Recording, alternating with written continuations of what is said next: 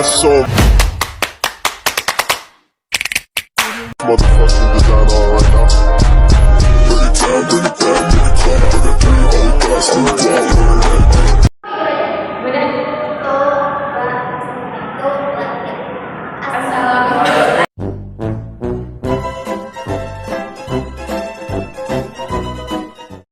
A few moments later. Assalamualaikum warahmatullah.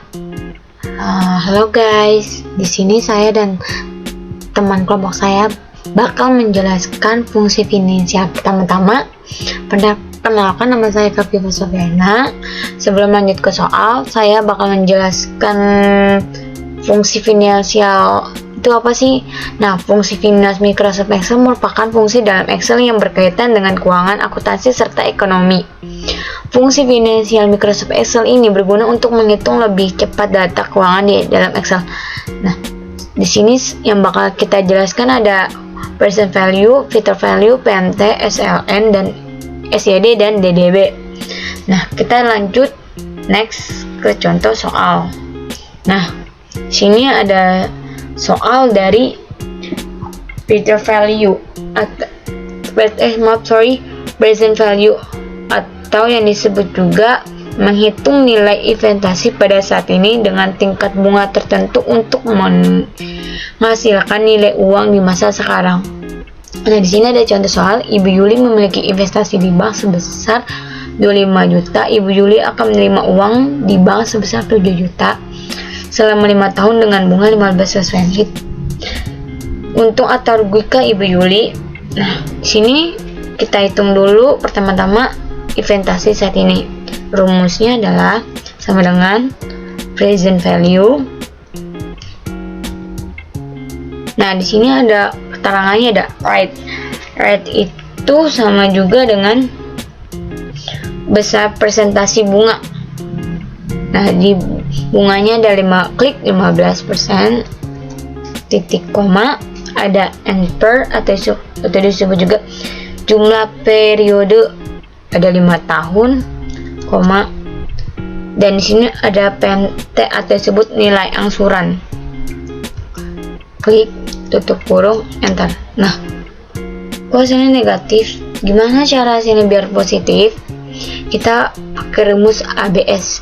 Jadi kegunaan ABS itu untuk yang dari hasil negatif biar jadi positif. Nah, klik sebelah kiri PMT, kita klik ABS. Nah, kalau udah enter, yes. Nah, hasilnya jadi positif. Nah, jadi kegunaan ABS itu jadi yang dari hasil nilainya rupiahnya negatif jadi positif. Nah, cara menghitung nilai investasi periode pertama adalah sama dengan klik nilai investasi yang tadi kita hitung, enter. Nah, cara menghitung bunga adalah sama dengan klik nilai investasi periode 1 dikali sama bunga. Jangan lupa di absolut. Nah, kenapa di absolut? Jadi absolut itu kegunaannya untuk mengunci. Jadi kalau nanti kita blok itu, blok bawahnya dia nggak bakal berubah, tetap sama. Nah, enter. Nah, cara menghitung laba adalah sama dengan targetnya, labanya ini. Ingat absolut biar dia mengunci, jadi nggak berubah. Enter. Nah, nilai akhirnya sama dengan nilai investasi ditambah laba, nilai investasi dikurang bunga ditambah laba.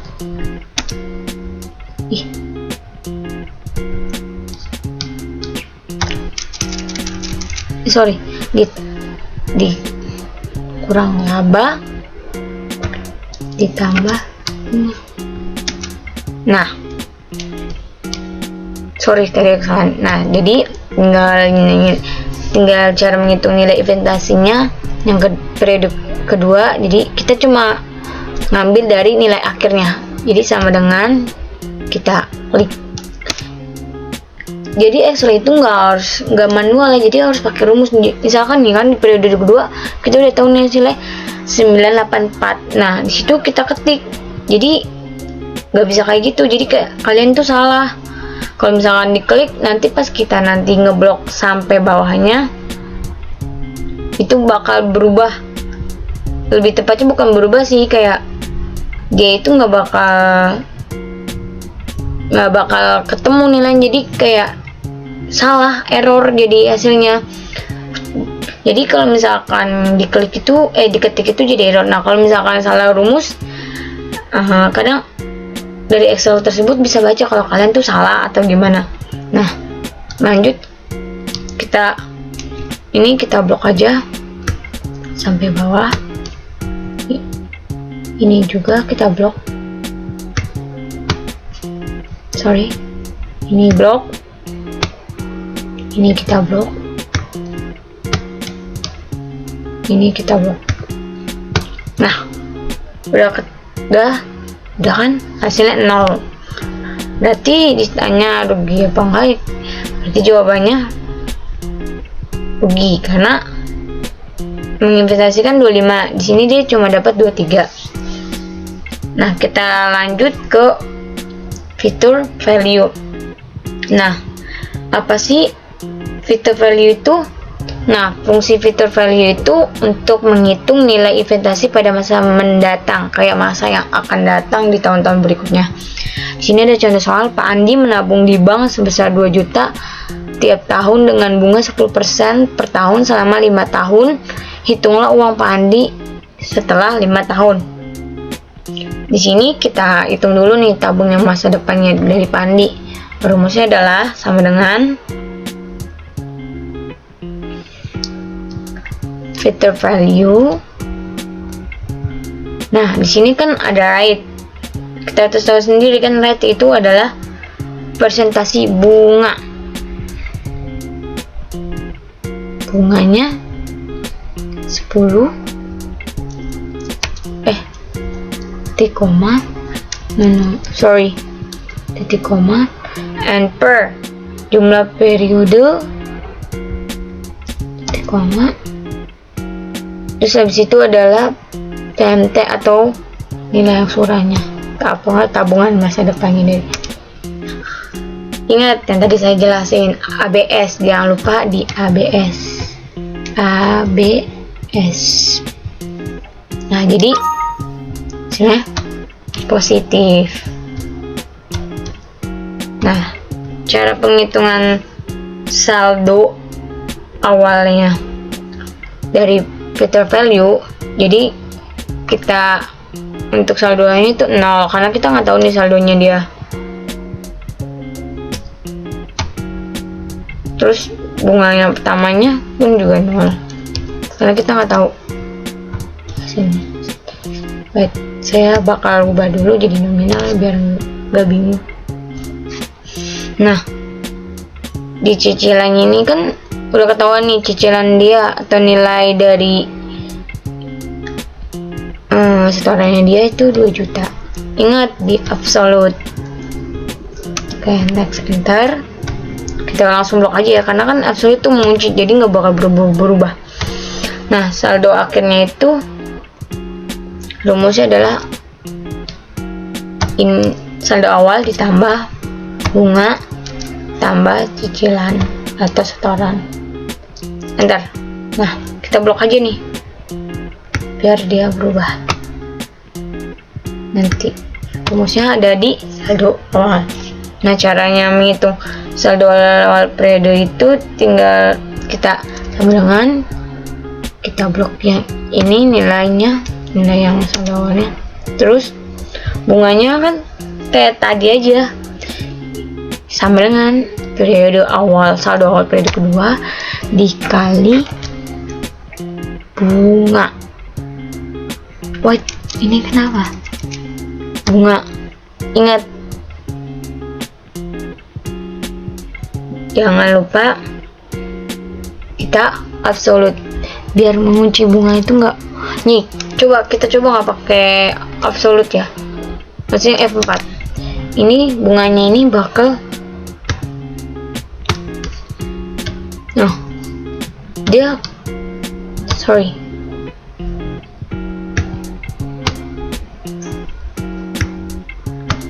Jadi tuh hancur gitu loh. Jadi kita wajib banget untuk absolut biar kayak dia membaca Excelnya itu membaca loh. Excel itu biar baca bahwa bunga ini segini loh, nggak bakal berubah-berubah. Nah, sorry, tadi ada kesalahan. Nih kalau misalkan kita tadi kan saya contohnya nggak di absolut atau disebut F4. Ini kalau misalkan di absolut.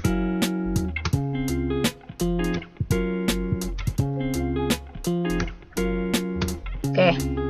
Nah, ini kita ubah terlebih dahulu. Nah, jadi dia pas kita gini dia ngeblank. Nah, makanya kita wajib banget Excel itu nggak bisa langsung kita klik atau apa-apa. Jadi kita harus pakai rumus gitu. Kalau misalkan kalian nggak pakai rumus bakalan hancur. Nah, aneh kan kalau misalkan kita nggak pakai absolut. Beda kan, perbedaannya ketahuan kan di absolut sama tidak di absolut.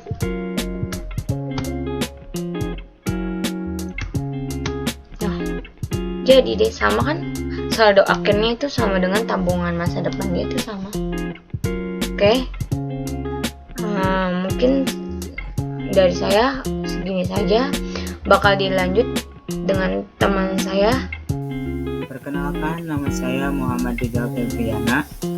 Di sini saya akan menjelaskan tentang fungsi PMT. Fungsi PMT itu digunakan untuk menghitung pembayaran periodik dari investasi anuitas berdasarkan pembayaran periodik jumlah konstan dan suku bunga konstan. Nah, langsung aja kita ke pembahasan soalnya aja. Sini kita mencari angsuran tahunan. Di mana angsuran tahunan ini kita mencarinya dengan rumus itu yang tadi PMT.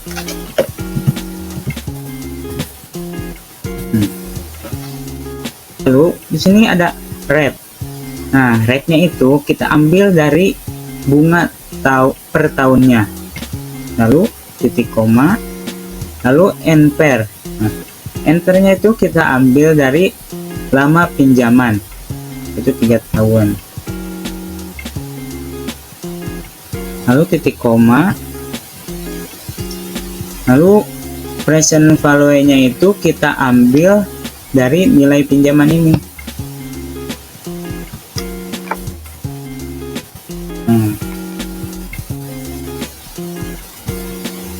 Tuh kan hasilnya ini negatif. Gimana biar bisa jadi positif? Nah, biar menjadi positif, kita tambahkan rumus ABS. Belum PMT-nya. Nah, rumus ABS ini untuk merubah dari yang negatif menjadi positif. Nah, sekarang kan udah berubah jadi positif ya. Lalu di sini kita akan mencari saldo awal pinjaman tahun per periode yang pertama, yang ke-1. Itu dengan cara kita mengambil dari nilai pinjaman.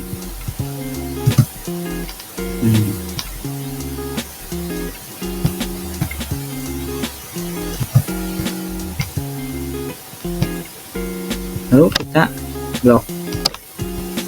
Nah, kenapa ini saldo awal pinjamannya itu yang periode kedua 0, 3, yang ketiga 3?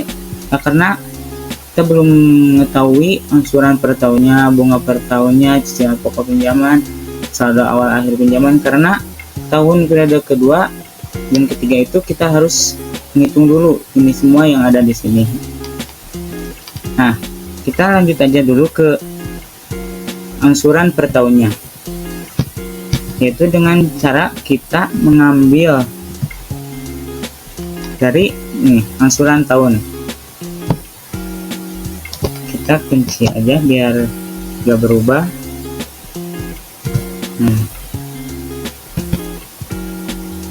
Lalu tinggal di blok. Kan angsuran per tahunnya tuh udah ada. Lalu kita cari bunga per tahunnya. cara ngitung bunga per tahun itu dengan cara saldo awal pinjaman yang periode satu ini dikali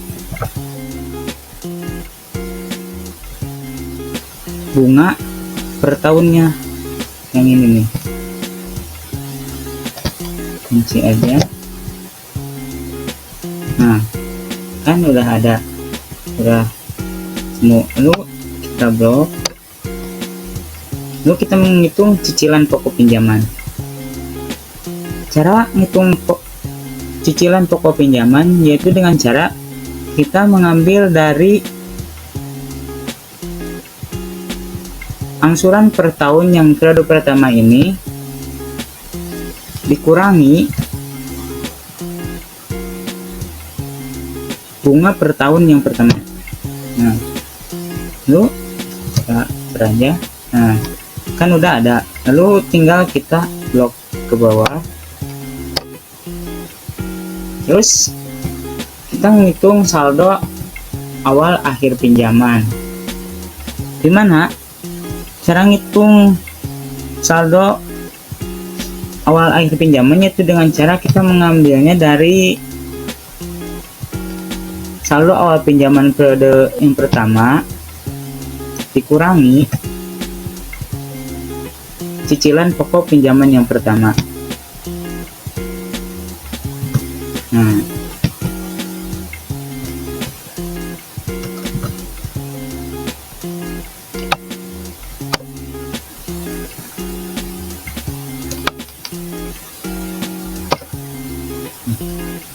lalu kita menghitung tahun berperiode yang keduanya ini, yang tadi kan itu semuanya udah dihitung tuh. Jadi yang tahun periode kedua bisa dihitung itu dengan cara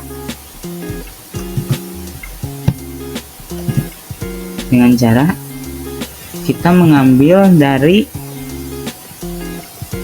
ini saldo awal akhir pinjaman yang periode pertama. Bentar.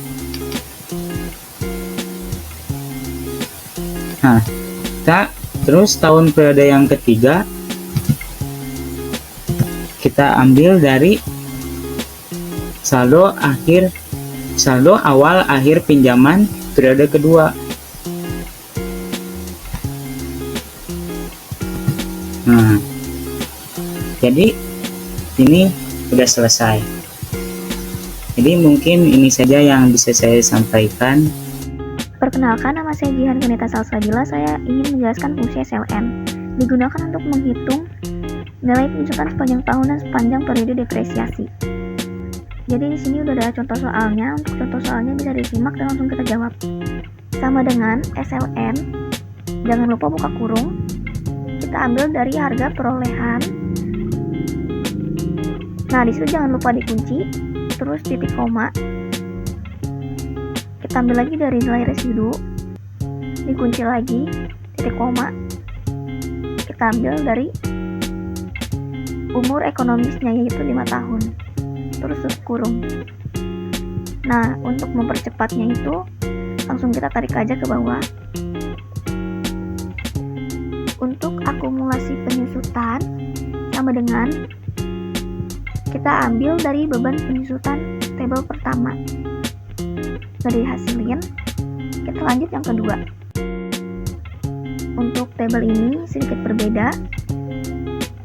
Kita langsung ke sama dengan.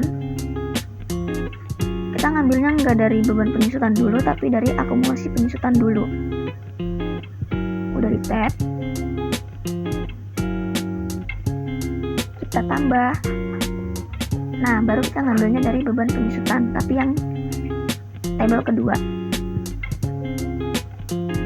Kalau udah bisa dihasilin, dan untuk mempersingkat waktu bisa langsung tarik aja ke bawah.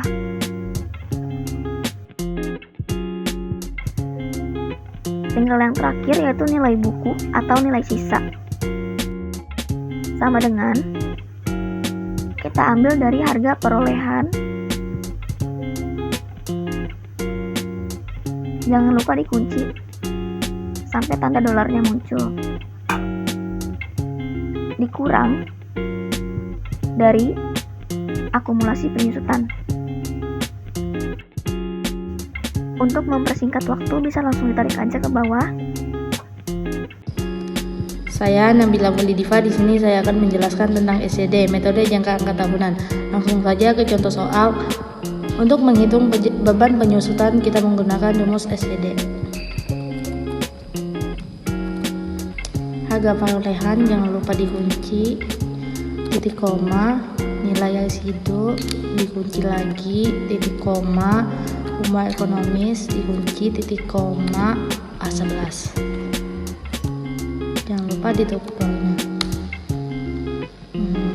Untuk mempersingkat waktu kita blok aja ke bawah.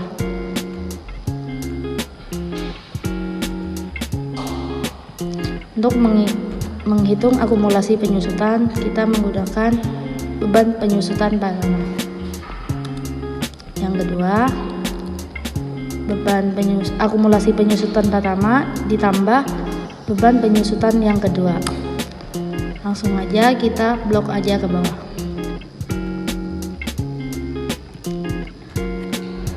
Untuk menghitung nilai buku atau nilai sisa sama dengan harga perolehan dikunci, dikurangin akumulasi penyusutan yang pertama. Kita blok aja ke bawah. Oke, di sini saya akan menjelaskan tentang fungsi DDB. Yang mana fungsi DDB ini untuk menghitung penyusutan aset untuk periode tertentu menggunakan metode saldo menurun ganda. Nah, langsung aja kita ke pembahasan soalnya. Di sini kita akan menghitung beban penyusutan, akumulasi penyusutan, nilai buku, dan nilai sisa. Pertama, kita menghitung beban penyusutan. Gimana? Beban penyusutan ini kita pakai rumus DDB. Lalu, di sini kan ada bacaan cost. Nah, costnya itu kita ambil dari harga perolehan, metode jangka tahunan yang punya harga perolehan. Lalu di sini kita kunci, lalu itu titik koma, lalu salvage-nya itu kita ambil dari nilai residu yang ini. Lalu kita kunci lagi, titik koma, terus live-nya itu kita ambil dari umur ekonomis yang ini. Nah, lalu kita kunci, lalu titik koma, lalu periodenya ini, periode kita ambil dari ini periodik yang pertama. Tutup aja. Nah, hasilnya nah, lalu ke bawahnya tinggal kita blok aja. Lalu kita akan menghitung akumulasi penyusutan. Caranya yaitu, kan ini periode pertama ya. Lalu kita ambil aja dari beban penyusutan yang periode pertama.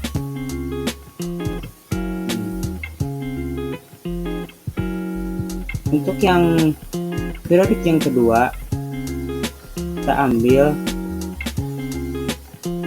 dari akumulasi penyusutan periodik pertama, nah, ditambah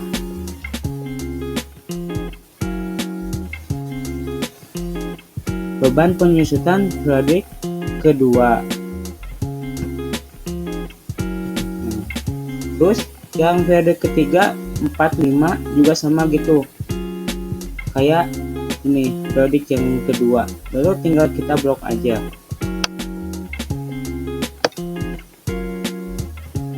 Lalu di sini menghitung nilai buku atau nilai sisa.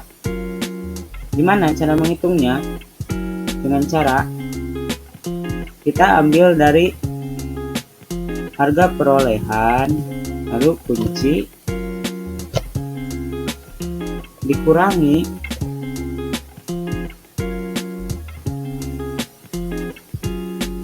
akumulasi penyusutan periode pertama, kan ini periode pertama ya. Tinggal enter. Nah di sini tinggal blok aja ke bawah. Nah selesai kan. Nah ini udah, berarti udah terjawab. Mungkin ini saja yang dapat saya sampaikan. Terima kasih.